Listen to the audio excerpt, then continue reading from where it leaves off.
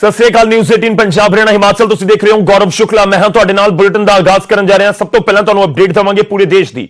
Corona ਦੇ ਮਾਮਲੇ ਦੇਸ਼ ਦੇ ਵਿੱਚ ਵੱਧ ਰਹੇ ਨੇ ਤੇ ਇਸ ਵਿਚਾਲੇ ਰਿਕਵਰ ਕਿੰਨੇ ਲੋਕ ਕਰ ਰਹੇ ਨੇ ਉਸ ਦੀ ਵੀ ਜਾਣਕਾਰੀ ਦਵਾਂਗੇ। ਪਰ ਇਸ ਸਮੇਂ ਜਾਣਕਾਰੀ ਇਹ ਹੈ ਕਿ ਹੁਣ ਤੱਕ ਟੋਟਲ ਕੇਸਿਸ ਦੇਸ਼ ਭਰ ਦੇ ਵਿੱਚ 2 ਕਰੋੜ ਤੋਂ ਪਾਰ ਕੋਰੋਨਾ ਦੇ ਪਹੁੰਚ ਚੁੱਕੇ ਨੇ। जहां कोरोना के मामले 2 करोड़ तो ज्यादा हो चुके हैं देश भर के लगातार इन्हां दी गिणती वध रही है। पिछले 24 घंटिया एक बार फिर तो 3.5 लाख के पार कोरोना का अंकड़ा आया। नवे केसिस का अंकड़ा जिहड़ा 3.5 लाख तो पार सामने आया है। तुहानूं दस दईए कि 3400 तो ज्यादा लोगों की मौत कोरोना की वजह नाल हुई है। देश दे विच कोरोना के मामले 2 करोड़ तो पार हो चुके हैं। देश कोरोना के कुल हुण 2 करोड़ 2,82,833 केस हो गए ने। ਇਹ ਟੋਟਲ ਮਾਮਲੇ ਨੇ ਜਿਹੜੇ ਪਿਛਲੇ ਸਾਲ ਤੋਂ ਲੈ ਕੇ ਹੁਣ ਤੱਕ ਅੱਜ ਤੱਕ ਦੇ ਸਾਹਮਣੇ ਆਏ ਨੇ। ਇਹ ਵੀ ਤੁਹਾਨੂੰ ਦੱਸ ਦਈਏ ਕਿ 1 ਕਰੋੜ 66,13,292 ਮਰੀਜ਼ ਠੀਕ ਵੀ ਹੋ ਚੁੱਕੇ ਨੇ। ਦੇਸ਼ ਦੇ ਵਿੱਚ ਕੋਰੋਨਾ ਦੇ ਇਸ ਸਮੇਂ 34,17,133 ਐਕਟਿਵ ਕੇਸ ਹੈਗੇ ਨੇ ਤੇ ਦੇਸ਼ 'ਚ ਹੁਣ ਤੱਕ ਕੋਰੋਨਾ ਦੀ ਵਜ੍ਹਾ ਨਾਲ 2,22,408 ਲੋਕਾਂ ਦੀ ਮੌਤ ਵੀ ਹੋ ਚੁੱਕੀ ਹੈ। ਅੰਕੜਾ ਜ਼ਰੂਰ ਚਿੰਤਾ ਨੂੰ ਵਧਾਉਣ ਵਾਲਾ ਹੈ, ਪਰ ਦੂਜੇ ਪਾਸੇ ਜਿਹੜੇ ਲੋਕ ਠੀਕ ਹੋਏ ਨੇ ਉਹ ਵੀ ਜ਼ਰੂਰ ਕਿਤੇ ਨਾ ਕਿਤੇ ਇਹ ਹੌਸਲਾ ਦਿੰਦੇ ਨੇ ਕਿ ਕੋਰੋਨਾ ਨੂੰ ਮਾਤ ਦਿੱਤੀ ਜਾ ਸਕਦੀ ਹੈ।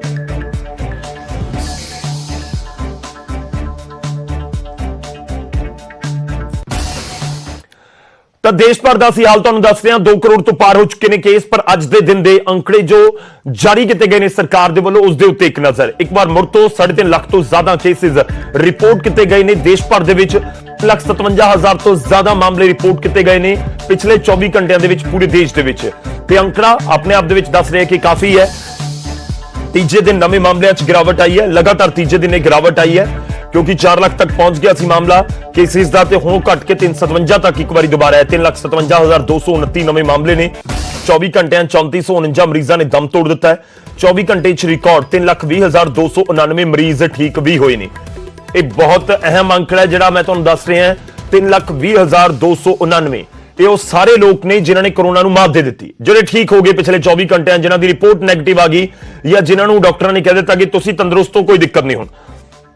ਹਾਲਾਂਕਿ ਜ਼ਰੂਰ ਇਹ ਚਿੰਤਾ ਵਾਲੀ ਗੱਲ ਹੈ ਕਿ ਜਿਹੜੇ ਨਵੇਂ ਕੇਸਿਸ ਆ ਰਹੇ ਨੇ ਤੇ ਇਸ ਵਿਚਾਲੇ ਜੋ ਮੌਤਾਂ ਦੀ ਗਿਣਤੀ ਵਧ ਰਹੀ ਹੈ। ਗ੍ਰਾਫਿਕਸ ਦੇ ਜ਼ਰੀਏ ਵੀ ਅੰਕੜੇ ਤੁਹਾਡੀ ਟੀਵੀ ਸਕਰੀਨ ਦੇ ਉੱਤੇ ਨੇ, ਸਮਝਣ 'ਚ ਤੁਹਾਨੂੰ ਆਸਾਨੀ ਹੋਏਗੀ। ਨਵੇਂ ਕੇਸ ਕਿੰਨੇ ਨੇ? 3,57,229 ਮੌਤਾਂ ਹੋਈਆਂ ਨੇ ਦੇਸ਼ ਭਰ ਦੇ ਵਿੱਚ। ਪੂਰੇ ਦੇਸ਼ ਦੀਆਂ ਅੰਕੜੇ ਹੈ ਮੌਤਾਂ ਦੇ 3,449 ਤੇ 3,20,299 ਲੋਕ ਕੋਰੋਨਾ ਨੂੰ ਮਾਤ ਵੀ ਦੇ ਗਏ। ਦੇਸ਼ ਭਰ ਤੋਂ ਬਾਅਦ ਹੁਣ ਰੁਕ ਕਰਦੇ ਹਾਂ ਸਟੇਟਸ ਦਾ। ਪੰਜਾਬ ਦੇ ਵਿੱਚ ਕੀ ਹਾਲ ਹੈ ਤੁਹਾਨੂੰ ਦੱਸਾਂਗੇ ਕਿਉਂਕਿ ਪੰਜਾਬ ਦੇ ਅੰਕੜੇ ਵੀ ਸਾਹਮਣੇ ਆ ਚੁੱਕੇ ਨੇ। ਪੰਜਾਬ ਦੇ ਅੰਕੜੇ ਵੀ ਤੁਹਾਡੀ ਟੀਵੀ ਸਕਰੀਨ ਦੇ ਉੱਤੇ ਰੱਖਦੇ ਹਾਂ ਅਸੀਂ, ਸਮਝਣ 'ਚ ਤੁਹਾਨੂੰ ਆਸਾਨੀ ਹੋਏਗੀ ਕਿ ਪੰਜਾਬ ਦੇ ਵਿੱਚ ਇਸ ਸਮੇਂ ਮਾਹੌਲ ਕੀ ਹੈ, ਹਾਲਾਤ ਕੀ ਨੇ। ਕਿਉਂਕਿ ਇੱਕ ਪਾਸੇ ਸਰਕਾਰ ਨੇ ਸਖਤੀ ਵਧਾਈ ਹੈ ਤਾਂ ਉਸ ਦੀ ਵਜ੍ਹਾ ਇਹ ਅੰਕੜੇ ਵੀ ਹੈਗੇ ਨੇ ਜੋ ਤੁਹਾਡੀ ਟੀਵੀ ਸਕਰੀਨ ਤੇ ਨੇ। 6,798 ਨਵੇਂ ਕੇਸ ਪੰਜਾਬ ਦੇ ਵਿੱਚ, 157 ਲੋਕਾਂ ਦੀ ਮੌਤ, ਜਦਕਿ 6,016 ਲੋਕ ਰਿਕਵਰ ਹੋਏ ਨੇ। ਇਹਨਾਂ ਨੇ ਕੋਰੋਨਾ ਨੂੰ ਮਾਤ ਦੇ ਦਿੱਤੀ ਹੈ ਪਿਛਲੇ 24 ਘੰਟਿਆਂ ਦੇ ਵਿੱਚ, ਜਿਨ੍ਹਾਂ ਨੂੰ ਡਾਕਟਰਾਂ ਨੇ ਕਿਹਾ ਕਿ ਆਲ ਇਜ਼ ਵੈਲ ਹੈ, ਤੁਸੀਂ ਹੁਣ ਕੋਈ ਦਿੱਕਤ ਨਹੀਂ ਹੈ ਤੁਹਾਨੂੰ। ਤੇ ਇਹ ਪੂਰਾ ਅੰਕੜਾ ਹੈ। ਹੁਣ ਤੁਹਾਨੂੰ ਪੂਰੇ 5 ਦਿਨ ਦਾ ਅੰਕੜਾ ਪੰਜਾਬ ਦਾ ਦੱਸਦੇ ਹਾਂ, ਉਸ ਤੋਂ ਬਾਅਦ ਪੂਰੇ ਦੇਸ਼ ਦਾ ਵੀ ਦੱਸਾਂਗੇ। ਪਿਛਲੇ 5 ਦਿਨ ਦੇ ਵਿੱਚ ਅੰਕੜੇ ਪੰਜਾਬ ਦੇ ਕੀ ਕਹਿੰਦੇ ਨੇ ਉਹ ਤੁਹਾਡੀ ਟੀਵੀ ਸਕਰੀਨ ਦੇ ਉੱਤੇ। 29 ਅਪ੍ਰੈਲ ਤੋਂ ਲੈ ਕੇ 3 ਮਈ ਤੱਕ ਦੇ ਅੰਕੜੇ ਸਾਡੇ ਕੋਲ ਇਸ ਸਮੇਂ ਹੈਗੇ ਨੇ, ਜਿਹੜੇ ਹੈਲਥ ਡਿਪਾਰਟਮੈਂਟ ਦੇ ਵੱਲੋਂ ਜਾਰੀ ਕੀਤੇ ਗਏ ਨੇ। ਸਾਡੀ ਜ਼ਿੰਮੇਵਾਰੀ ਹੈ ਕਿ ਅਸੀਂ ਇਹ ਸਾਰੇ ਕੇਸਿਸ ਤੁਹਾਡੇ ਤੱਕ ਜ਼ਰੂਰ ਪਹੁੰਚਾਈਏ।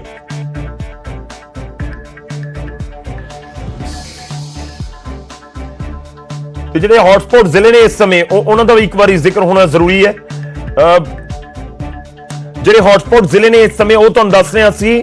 ਨਵੇਂ ਕੇਸਿਸ ਜਿੱਥੇ ਰਿਪੋਰਟ ਕੀਤੇ ਗਏ ਨੇ, ਲੁਧਿਆਣਾ 'ਚ ਕਰੀਬ 2,000, ਅੰਮ੍ਰਿਤਸਰ 'ਚ 421, ਮੋਹਾਲੀ 'ਚ 534, ਜਲੰਧਰ 'ਚ 697, ਪਟਿਆਲਾ 'ਚ 491, ਬਠਿੰਡਾ 'ਚ 623। ਇਹ ਉਹ ਸਾਰੇ ਕੇਸਿਸ ਨੇ ਜਿਹੜੇ ਰਿਪੋਰਟ ਕੀਤੇ ਗਏ ਨੇ ਪਿਛਲੇ 24 ਘੰਟਿਆਂ ਦੇ ਵਿੱਚ। ਤੇ ਲਾਜ਼ਮੀ ਤੌਰ ਤੇ ਤੁਸੀਂ ਕਹਿ ਸਕਦੇ ਹੋ ਕਿ ਇਹ ਸਥਿਤੀ ਜ਼ਿਆਦਾ ਠੀਕ ਨਹੀਂ, ਖਾਸ ਤੌਰ ਤੇ ਲੁਧਿਆਣਾ ਦੇ ਲਈ ਜਿਹੜੀ ਇਹ ਖਬਰ ਹੈ, ਕਿਉਂਕਿ ਕਰੀਬ 2,000 ਕੇਸਿਸ ਰਿਪੋਰਟ ਇੱਕ ਦਿਨ ਦੇ ਵਿੱਚ ਲੁਧਿਆਣਾ 'ਚ ਕੀਤੇ ਗਏ ਨੇ। ਤੁਹਾਨੂੰ ਮੌਤਾਂ ਦਾ ਅੰਕੜਾ ਵੀ ਦੱਸ ਦਿੰਦੇ ਹਾਂ ਕਿ ਪਿਛਲੇ 24 ਘੰਟਿਆਂ 'ਚ ਕਿਹੜੇ ਜ਼ਿਲ੍ਹੇ ਦੇ ਵਿੱਚ ਕਿੰਨਾ ਹੈ। ਸਭ ਤੋਂ ਵੱਧ ਜਿਹੜੇ ਪ੍ਰਭਾਵਿਤ ਜ਼ਿਲ੍ਹੇ ਨੇ ਉਹ ਤੁਹਾਡੀ ਟੀਵੀ ਸਕਰੀਨ ਦੇ ਉੱਤੇ। ਲੁਧਿਆਣਾ 'ਚ 21 ਮੌਤਾਂ ਹੋਈਆਂ ਨੇ ਕੋਰੋਨਾ ਦੀ ਵਜ੍ਹਾ ਦੇ ਨਾਲ। ਅੰਮ੍ਰਿਤਸਰ 'ਚ 13 ਲੋਕਾਂ ਦੀ ਮੌਤ ਹੋਈ ਹੈ, ਮੋਹਾਲੀ 'ਚ 12, ਜਲੰਧਰ 'ਚ 7, ਪਟਿਆਲਾ 'ਚ 10 ਤੇ ਬਠਿੰਡਾ 'ਚ 13 ਲੋਕਾਂ ਦੀ ਜਾਨ ਕੋਰੋਨਾ ਦੀ ਵਜ੍ਹਾ ਦੇ ਨਾਲ ਚਲੀ ਗਈ ਹੈ। ਇਹ ਅੰਕੜਾ ਸਾਨੂੰ ਸਾਵਧਾਨ ਕਰਨ ਦੇ ਲਈ ਹੈ। ਸਾਡਾ ਟੀਚਾ ਇਹੀ ਹੈ ਕਿ ਅਸੀਂ ਤੁਹਾਡੇ ਤੱਕ ਜਾਣਕਾਰੀ ਪੂਰੀ ਪਹੁੰਚਾਈਏ ਤਾਂ ਕਿ ਕੋਈ ਦਿੱਕਤ ਨਾ ਹੋਵੇ। 5 ਦਿਨਾਂ ਦੇ ਵਿੱਚ कोरोना के नवे मामले किन्ने रिपोर्ट किए गए ने तुहानूं दस दिंदे जिहड़ा मैं पहलां जिक्र कर रहा सी 29 अप्रैल तो लैके 3 मई तक के अंकड़े तुहाडी टीवी स्क्रीन ते असीं रखांगे। ਤਾਂ 3 ਮਈ ਤੱਕ ਦੇ ਅੰਕੜੇ ਹਰ ਰੋਜ਼ ਕਿਸ ਤਰੀਕੇ ਦੇ ਨਾਲ ਸਾਹਮਣੇ ਆਏ ਨੇ ਉਹ ਤੁਹਾਡੇ ਸਾਹਮਣੇ ਰੱਖਦੇ ਆ। ਪੰਜਾਬ ਦੇ 5 ਦਿਨਾਂ ਦੇ ਕੇਸਿਸ ਦੇਖੋ, 29 ਅਪ੍ਰੈਲ ਨੂੰ ਇਹ ਕੇਸਿਸ ਦੀ ਗਿਣਤੀ 6812 ਸੀ। ਉਸ ਤੋਂ ਬਾਅਦ 30 ਅਪ੍ਰੈਲ ਨੂੰ 6100 ਤੇ ਪਹੁੰਚੀ, ਪਰ 2 ਮਈ ਦਾ ਦਿਨ ਦੇਖੋ 7327 ਤੱਕ ਪਹੁੰਚ ਗਈ ਸੀ। ਯਾਨੀ ਕਿ ਪਿਛਲੇ 5 ਦਿਨ ਚ ਸਭ ਤੋਂ ਜ਼ਿਆਦਾ ਕੇਸਿਸ 2 ਮਈ ਨੂੰ ਰਿਪੋਰਟ ਹੋਏ ਨੇ। ਹਾਲਾਂਕਿ 3 ਮਈ ਨੂੰ ਥੋੜੀ ਜਿਹੀ ਰਾਹਤ ਰਹੀ ਹੈ, 6798 ਤੱਕ ਇਹ ਪੂਰਾ ਅੰਕੜਾ ਪਹੁੰਚ ਗਿਆ।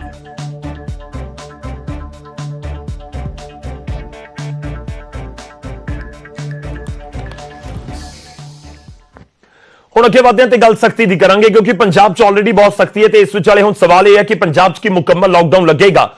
ਦਰਅਸਲ ਸੋਮਵਾਰ ਨੂੰ ਦਿਨ ਦੇ ਸਮੇਂ ਕੋਵਿਡ ਰਿਵਿਊ ਮੀਟਿੰਗ ਤੋਂ ਪਹਿਲਾਂ ਸੂਬੇ ਦੇ ਸਿਹਤ ਮੰਤਰੀ ਨੇ ਬਿਆਨ ਦੇ ਦਿੱਤਾ ਕਿ ਜੀ ਹਾਂ, ਜ਼ਰੂਰਤ ਹੈ, ਮੇਰੀ ਨਿੱਜੀ ਰਾਏ ਹੈ, ਮੁਕੰਮਲ ਲਾਕਡਾਊਨ ਹੋਣਾ ਚਾਹੀਦਾ, 10 ਦਿਨ ਦਾ ਹੋਣਾ ਚਾਹੀਦਾ ਹੈ। ਪਰ ਜਦੋਂ ਕੋਵਿਡ ਰਿਵਿਊ ਮੀਟਿੰਗ ਹੋਈ ਤਾਂ ਉਸ ਦੇ ਵਿੱਚ ਮੁੱਖ ਮੰਤਰੀ ਕੈਪਟਨ ਅਮਰਿੰਦਰ ਸਿੰਘ ਨੇ ਕਹਿ ਦਿੱਤਾ ਕਿ ਜੀ ਨਹੀਂ, ਅਜੇ ਮੁਕੰਮਲ ਲਾਕਡਾਊਨ ਨਾ ਲਗਾਓ, 1 ਹਫ਼ਤਾ ਹੋਰ ਇੰਤਜ਼ਾਰ ਕਰੋ। ਤਾਂ ਵੱਡੀ ਖਬਰ ਇਹੀ ਹੈ ਇਸ ਸਮੇਂ ਦੀ, ਲੋਕਾਂ ਤੱਕ ਪਹੁੰਚਣੀ ਜ਼ਰੂਰੀ ਹੈ, ਇਸ ਕਰਕੇ ਅਸੀਂ ਤੁਹਾਡੇ ਤੱਕ ਪਹੁੰਚਾ ਰਹੇ ਹਾਂ। ਪੰਜਾਬ ਦੇ ਵਿੱਚ ਫਿਲਹਾਲ ਮੁਕੰਮਲ ਲਾਕਡਾਊਨ ਨਹੀਂ ਲੱਗੇਗਾ, ਪਹਿਲਾਂ ਵਾਲੀਆਂ ਪਾਬੰਦੀਆਂ ਜਾਰੀ ਰਹਿਣਗੀਆਂ। 1 ਹਫ਼ਤਾ ਸਥਿਤੀਆਂ ਤੇ ਨਜ਼ਰ ਰੱਖੀ ਜਾਵੇਗੀ। ਲਾਕਡਾਊਨ ਦਾ ਗਰੀਬਾਂ ਦੇ ਉੱਤੇ ਵੱਧ ਅਸਰ ਪੈਂਦਾ ਹੈ। ਮੁੱਖ ਮੰਤਰੀ ਨੇ ਕਿਹਾ ਹੈ ਮਜ਼ਦੂਰਾਂ ਨੂੰ ਹਿਜਰਤ ਕਰਨੀ ਪੈਂਦੀ ਹੈ, ਲੋਕਾਂ ਨੇ ਜੇ ਨਿਯਮ ਦੀ ਪਾਲਣਾ ਨਾ ਕੀਤੀ ਤਾਂ ਫਿਰ ਸਖਤ ਕਦਮ ਚੁੱਕਾਂਗੇ। ਰੈਸਟੋਰੈਂਟ ਢਾਬਿਆਂ ਤੋਂ ਹੁਣ ਸਿਰਫ ਹੋਮ ਡਿਲੀਵਰੀ ਹੀ ਹੋਵੇਗੀ, ਕਿਉਂਕਿ ਨੌਜਵਾਨ ਖਾਣੇ ਦੇ ਬਹਾਨੇ ਬਾਹਰ ਘੁੰਮਣ ਨਿਕਲਦੇ ਨੇ। ਤੇ ਇਹ ਵੀ ਮੁੱਖ ਮੰਤਰੀ ਨੇ ਕਿਹਾ ਕਿ ਅਸੀਂ ਨਹੀਂ ਚਾਹੁੰਦੇ ਕਿ ਸੜਕਾਂ ਤੇ ਮਰੀਜ਼ ਦਿਖਣ। ਅਗਲੇ 10 ਦਿਨਾਂ ਦੇ ਵਿੱਚ 20% ਬੈੱਡ ਵਧਾਵਾਂਗੇ। ਜ਼ਰੂਰਤ ਪੈਣ ਤੇ ਸਟੇਡੀਅਮ, ਜਿਮਨੇਜ਼ੀਅਮ ਵੀ ਜਿਹੜੇ ਕੋਵਿਡ ਸੈਂਟਰ ਹੈ ਉਸ ਦੇ ਵਿੱਚੋਂ ਕਨਵਰਟ ਕੀਤੇ ਜਾਣਗੇ। ਕਹਿੰਦੇ ਬਹੁਤ ਇੰਪੋਰਟੈਂਟ ਹੈ, ਸਮਝਣਾ ਹੋਏਗਾ ਕਿ ਸਰਕਾਰ ਇਸ ਸਮੇਂ ਕੀ ਸੋਚ ਰਹੀ ਹੈ। ਮੁੱਖ ਮੰਤਰੀ ਦੇ ਬਿਆਨ ਤੋਂ ਸਾਨੂੰ ਸਮਝਣ ਦੇ ਵਿੱਚ ਆਸਾਨੀ ਹੋ ਸਕਦੀ ਹੈ। ਮੁੱਖ ਮੰਤਰੀ ਇਹ ਕਹਿ ਰਹੇ ਨੇ ਕਿ ਅਸੀਂ ਨਹੀਂ ਚਾਹੁੰਦੇ ਕਿ ਦਿੱਲੀ ਵਰਗੇ ਹਾਲਾਤ ਪੰਜਾਬ 'ਚ ਹੋ ਜਾਣ। ਪੰਜਾਬ ਦੀਆਂ ਸੜਕਾਂ ਦੇ ਉੱਤੇ ਮਰੀਜ਼ ਦਿਖਣ ਕਿ ਉਹਨਾਂ ਨੂੰ ਬੈੱਡ ਨਹੀਂ ਮਿਲ ਰਹੇ ਜਾਂ ਕੋਈ ਹੋਰ ਦਿੱਕਤ ਹੋ ਰਹੀ ਹੈ, ਇਸ ਕਰਕੇ ਅਸੀਂ ਕਦਮ ਚੁੱਕ ਰਹੇ ਹਾਂ। ਦੂਜੇ ਪਾਸੇ ਉਹਨਾਂ ਨੇ ਇਹ ਵੀ ਕਿਹਾ ਕਿ ਜਿਹੜੇ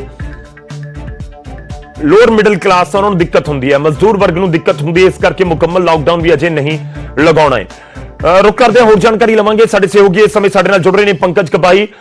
ਪੰਕਜ, ਮੁਕੰਮਲ ਲਾਕਡਾਊਨ ਤਾਂ ਨਹੀਂ, ਪਰ ਸਖਤੀ ਤਾਂ ਬਹੁਤ ਹੈ। ਕੀ ਕੁਝ ਨਿਚੋੜ ਕੱਢਿਆ ਜਾਵੇ ਜੋ ਮੁੱਖ ਮੰਤਰੀ ਦੇ ਵੱਲੋਂ ਬਿਆਨ ਜਾਰੀ ਕੀਤਾ ਗਿਆ ਹੈ ਕਿ ਮੁਕੰਮਲ ਲਾਕਡਾਊਨ ਨੂੰ ਥੋੜਾ ਜਿਹਾ ਮੁਲਤਵੀ ਜਾਂ ਪੋਸਟਪੋਨ ਜਾਂ ਥੋੜਾ ਜਿਹਾ ਅੱਗੇ ਪਾ ਦਿੱਤਾ ਗਿਆ ਹੈ, ਜਾਂ ਫਿਰ ਪੰਜਾਬ 'ਚ ਸ਼ਾਇਦ ਆਉਣ ਵਾਲੇ ਦਿਨ ਵੀ ਮੁਕੰਮਲ ਲਾਕਡਾਊਨ ਨਾ ਲੱਗੇ, ਅਜਿਹੀ ਵੀ ਸਥਿਤੀ ਆ ਸਕਦੀ ਹੈ ਯਾਰ, ਕਿਉਂਕਿ ਇਹ ਵੀ ਕਿਹਾ ਜਾ ਰਿਹਾ ਕਿ ਲਾਕਡਾਊਨ ਤਾਂ ਲੱਗੇਗਾ।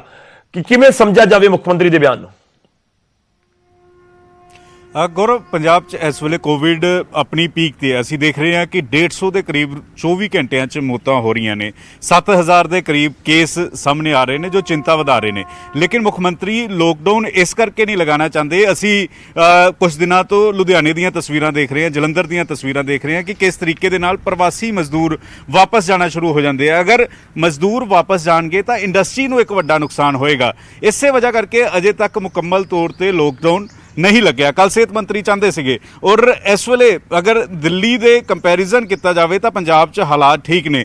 ਦਿੱਲੀ, ਮੈਂ 10 ਸਾਲ ਰਿਹਾ, ਲਗਾਤਾਰ ਦਿੱਲੀ ਤੋਂ ਫੋਨ ਆ ਰਹੇ ਨੇ, ਕਿਤੇ ਸਿਲੰਡਰ ਨਹੀਂ ਮਿਲ ਰਿਹਾ, ਕਿਤੇ ਆਕਸੀਜਨ ਨਹੀਂ ਮਿਲ ਰਿਹਾ। ਚਾਹੇ ਕਿਸੇ ਵੀ ਪਾਰਟੀ ਨਾਲ ਕੋਈ ਸ਼ਖਸ ਜੁੜਿਆ ਹੋਵੇ, ਚਾਹੇ ਕਿੱਡਾ ਵੀ ਵੱਡਾ ਸ਼ਖਸ ਹੋਵੇ, ਉਸ ਦਾ ਪਰਿਵਾਰ ਕਿਤੇ ਨਾ ਕਿਤੇ ਦਿੱਲੀ ਦੇ ਵਿੱਚ ਇਸ ਵੇਲੇ ਮਜਬੂਰ ਹਾਲਾਤਾਂ 'ਚ ਗੁਜ਼ਰ ਰਿਹਾ। ਉੱਥੇ ਬੇਹੱਦ ਚਿੰਤਾਜਨਕ ਹਾਲਾਤ ਨੇ, ਔਰ ਅਜਿਹੇ ਹਾਲਾਤ ਪੰਜਾਬ 'ਚ ਨਾ ਬਣਨ, ਇਸੇ ਵਜ੍ਹਾ ਕਰਕੇ ਸਖਤੀ ਜ਼ਰੂਰ ਪੰਜਾਬ ਦੇ ਵਿੱਚ ਕੀਤੀ ਗਈ ਹੈ। ਮੁੱਖ ਮੰਤਰੀ ਸਮਝਾ ਵੀ ਰਹੇ ਨੇ, ਔਰ ਇਸੇ ਵਜ੍ਹਾ ਕਰਕੇ ਅਜੇ ਤੱਕ ਮੁਕੰਮਲ ਤੌਰ ਤੇ ਲੋਕਡਾਊਨ ਨਹੀਂ ਲਗਾਇਆ ਤਾਂ ਕਿ ਲੋਕਾਂ ਦੀ ਅਰਥ ਵਿਵਸਥਾ, ਲੋਕਾਂ ਦੀ ਰੋਜ਼ੀ ਰੋਟੀ ਨੂੰ ਵੀ ਲਾਲੇ ਨਾ ਪੈ ਜਾਣ। ਔਰ ਦੂਜੇ ਪਾਸੇ ਇਨਫਰਾਸਟ੍ਰਕਚਰ ਮਜ਼ਬੂਤ ਕਰਨ ਦੀ ਕੋਸ਼ਿਸ਼ ਜ਼ਰੂਰ ਕੀਤੀ ਜਾ ਰਹੀ ਹੈ ਕਿ ਮੁੱਖ ਮੰਤਰੀ ਨੇ ਕਿਹਾ ਕਿ 20% ਬੈੱਡ ਜਿਹੜੇ ਨੇ ਉਹ ਹੋਰ ਵਧਾਏ ਜਾਣਗੇ। ਅਗਰ ਜ਼ਰੂਰਤ ਪਈ ਤਾਂ ਸਟੇਡੀਅਮ ਵੀ ਜਿਹੜੇ ਨੇ ਉਹਨਾਂ ਨੂੰ ਹਸਪਤਾਲਾਂ 'ਚ ਤਬਦੀਲ ਕੀਤਾ ਜਾਏਗਾ। ਲੇਕਿਨ ਕਿਤੇ ਨਾ ਕਿਤੇ ਲੋਕਾਂ ਨੂੰ ਵੀ ਸਮਝਣ ਦੀ ਜ਼ਰੂਰਤ ਹੈ ਕਿ ਮਾਸਕ 70% ਤੁਹਾਨੂੰ ਬਚਾਉਂਦਾ ਹੈ, ਸੋਸ਼ਲ ਡਿਸਟੈਂਸ ਨਾਲ ਬਚਾਅ ਹੋ ਸਕਦਾ। ਔਰ ਇਹਨਾਂ ਹਾਲਾਤਾਂ 'ਚ ਅਗਰ ਜ਼ਰੂਰਤ ਹੈ ਤਾਂ ਹੀ ਘਰੋਂ ਬਾਹਰ ਨਿਕਲਣ। ਸਿਰਫ ਚਲਾਨ ਕੱਟਣ ਦੇ ਨਾਲ ਪੁਲਿਸ ਨੂੰ ਕੋਈ ਫਾਇਦਾ ਨਹੀਂ ਹੋਣਾ। ਪੁਲਿਸ ਇਸੇ ਵਜ੍ਹਾ ਕਰਕੇ ਤੁਹਾਡੇ ਨਾਲ ਖੜੀ ਹੈ ਕਿਉਂਕਿ ਲੋਕਾਂ ਨੂੰ ਇਸ ਵੇਲੇ ਸੰਭਲਣ ਦੀ ਜ਼ਰੂਰਤ ਹੈ। ਲਗਾਤਾਰ ਅਸੀਂ ਦਿੱਲੀ ਦੀਆਂ, ਮਹਾਰਾਸ਼ਟਰ ਦੀਆਂ, ਰਾਜਸਥਾਨ ਦੀਆਂ ਤਸਵੀਰਾਂ ਦੇਖ ਰਹੇ ਹਾਂ, ਲੇਕਿਨ ਪੰਜਾਬ 'ਚ ਹਾਲਾਤ ਅਜੇ ਉਸ ਤਰੀਕੇ ਦੇ ਨਹੀਂ ਨੇ। ਲੇਕਿਨ ਸਿਹਤ ਮੰਤਰੀ ਨੇ ਕੱਲ ਇਸ ਗੱਲ ਦਾ ਵੀ ਜ਼ਿਕਰ ਕੀਤਾ ਸੀ, ਅਗਲੇ 2 ਤੋਂ 3 ਮਹੀਨੇ ਬੇਹੱਦ ਕਰੂਸ਼ੀਅਲ ਨੇ।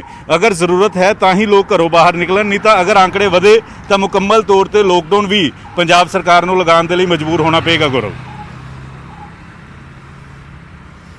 ਬਿਲਕੁਲ ਲਾਜ਼ਮੀ ਤੌਰ ਤੇ ਸਰਕਾਰ ਸਾਫ਼ ਕਹਿ ਰਹੀ ਹੈ ਕਿ ਜੇਕਰ ਸਖਤੀ ਅਸੀਂ ਕੀਤੀ ਹੈ ਤਾਂ ਉਸ ਦੀ ਪਾਲਣਾ ਕਰੋ, ਤੇ ਜੇਕਰ ਹਾਲਾਤ ਵਿਗੜਦੇ ਨੇ ਤਾਂ ਫਿਰ ਦਿੱਕਤ ਹੋਏਗੀ। ਇਸ ਕਰਕੇ ਹੋਰ ਸਖਤੀ ਕਰਨੀ ਪੈ ਸਕਦੀ ਹੈ। ਖੈਰ, ਇਹ ਵੀ ਜਾਣਕਾਰੀ ਮਿਲ ਰਹੀ ਹੈ, ਜਿਵੇਂ ਪੰਕਜ ਨੇ ਵੀ ਜ਼ਿਕਰ ਕੀਤਾ ਹੈ ਕਿ ਵੀਰਵਾਰ ਨੂੰ ਇੱਕ ਵਾਰ ਫਿਰ ਤੋਂ ਮੀਟਿੰਗ ਹੋਏਗੀ ਤੇ ਉਸ ਦੇ ਵਿੱਚ ਵੀ ਹੋ ਸਕਦਾ ਹੈ ਕੋਈ ਫੈਸਲਾ ਲਿਆ ਜਾਵੇ। ਮੋਨੀਟਰ ਤਾਂ ਸਰਕਾਰ ਕਰ ਹੀ ਰਹੀ ਹੈ, ਸਰਕਾਰ ਦੀਆਂ ਟੀਮਾਂ ਲੱਗੀਆਂ ਹੀ ਹੋਈਆਂ ਨੇ। ਸ਼ੁਕਰੀਆ ਪੰਕਜ, ਧੰਨਵਾਦ ਸਾਡੇ ਨਾਲ ਜੁੜਨ ਦੇ ਲਈ, ਇਸ ਪੂਰੀ ਗੱਲਬਾਤ ਦੇ ਲਈ। ਪੰਜਾਬ ਦੇ ਲੋਕਾਂ ਦੇ ਲਈ ਇਸ ਸਮੇਂ ਵੱਡੀ ਖਬਰ ਹੈ ਕਿ ਫਿਲਹਾਲ ਮੁਕੰਮਲ ਲਾਕਡਾਊਨ ਨਹੀਂ, ਪਰ ਦੂਜੇ ਪਾਸੇ ਇਹ ਜ਼ਰੂਰ ਸਾਨੂੰ ਧਿਆਨ ਰੱਖਣਾ ਹੋਏਗਾ ਕਿ ਸਰਕਾਰ ਸਾਫ਼ ਸੰਕੇਤ ਦੇ ਰਹੀ ਹੈ ਕਿ ਜੇਕਰ ਮਾਮਲੇ ਵਧੇ, ਲੋਕਾਂ ਨੇ ਅਣਗਹਿਲੀ ਵਰਤੀ, ਨਿਯਮਾਂ ਦੀ ਪਾਲਣਾ ਨਹੀਂ ਕੀਤੀ, ਨਾ ਫਿਰ ਕੋਈ ਆਪਸ਼ਨ ਨਹੀਂ ਬਚਣੀ ਤੇ ਫਿਰ ਆਪਸ਼ਨ ਇੱਕੋ ਹੋਏਗੀ, ਲਾਕਡਾਊਨ। ਖੈਰ ਉਹ ਸਥਿਤੀ ਨਾ ਆਵੇ ਪੰਜਾਬ ਦੇ ਵਿੱਚ, ਉਮੀਦ ਸਾਰੇ ਇਹੀ ਕਰ ਰਹੇ ਨੇ, ਅਸੀਂ ਵੀ ਕਰ ਰਹੇ ਹਾਂ। ਲੋਕਾਂ ਨੂੰ ਬਹੁਤ ਦਿੱਕਤਾਂ ਹੁੰਦੀਆਂ ਨੇ, ਪਰ ਇਸ ਵਿਚਾਲੇ ਦੂਜੇ ਪਾਸੇ ਦੇਖਣਾ ਹੋਏਗਾ ਕਿ ਸਰਕਾਰ ਅੱਗੇ ਦਾ ਰੋਡ ਮੈਪ ਕੀ ਪਲਾਨ ਤਿਆਰ ਕਰਦੀ ਹੈ ਕਰੋਨਾ ਨੂੰ ਹਰਾਉਣ ਦੇ ਲਈ।